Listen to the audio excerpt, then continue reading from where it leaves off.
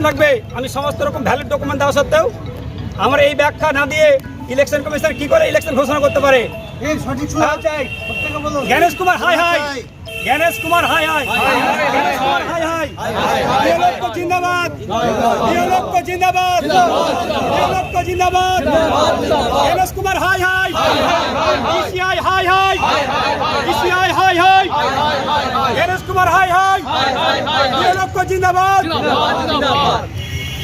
দাবি আমাদের অনেকগুলো দাবি, মানে মূলত আমাদেরকে যে যে কথাগুলো ইলেকশন কমিশন যখন বিএলও হিসেবে নিয়োগ করার পরে ট্রেনিং করার সময় যে যে কথাগুলো বলেছিলেন মানে ইলেকশন কমিশন, তার সঙ্গে কোনোটাই মিলছে।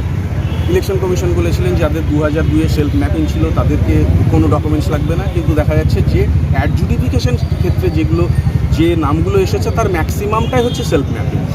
তো তার ফলে এইটা একটা সমস্যা। আমাদের যে বিএলও পিছনে দেখতে পাচ্ছেন এই দাদা, এনার অ্যাডজুডিফিকেশন আছে, তাহলে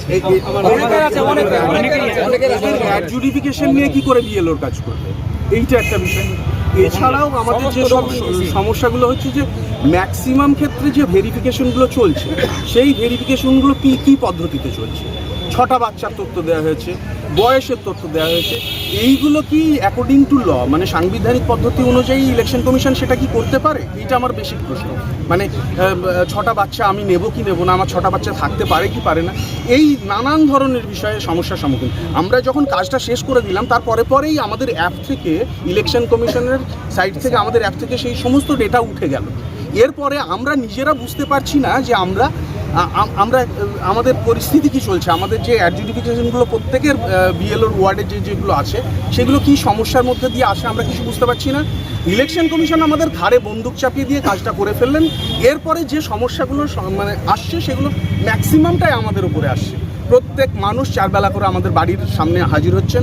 ম্যাক্সিমাম আমাদের ফোনটা ওপেন ফোরামে চলে গেছে।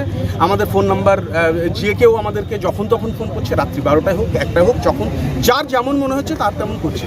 কিন্তু সেক্ষেত্রে একদিন দেখলাম যে ইলেকশন কমিশনের যে আধিকারিক তার ফোন নাম্বার ভাইরাল হয়ে যাওয়ার পরে তিনি কোর্টে কেস করব এরকম কথা বলছেন। কিন্তু আমরা কোথায় কেস করব, আমরা যাব কোথায়?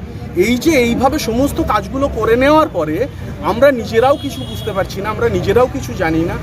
বিভিন্ন ডকুমেন্টস বিভিন্ন সময় দেওয়ার যে কথা বলা হচ্ছে সেই ডকুমেন্টসগুলো আদৌ কি ভেরিফিকেশন হচ্ছে, এমও কি কাজ করছে, আরও কি কাজ করছে, আমরা কিচ্ছু জানি না।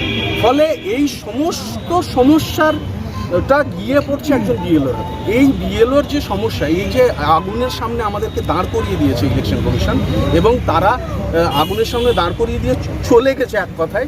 এখন আমরা পড়ে আছি একটা আগুনের সামনে দাঁড়িয়ে, যে কোনো মুহূর্তে আমরা জ্বলে যেতে পারি। চাইছেন তাহলে আমরা চাইছি যে ইলেকশন কমিশন যে যে প্রতিশ্রুতিগুলো দিয়েছিলেন সেগুলো পালন করুন।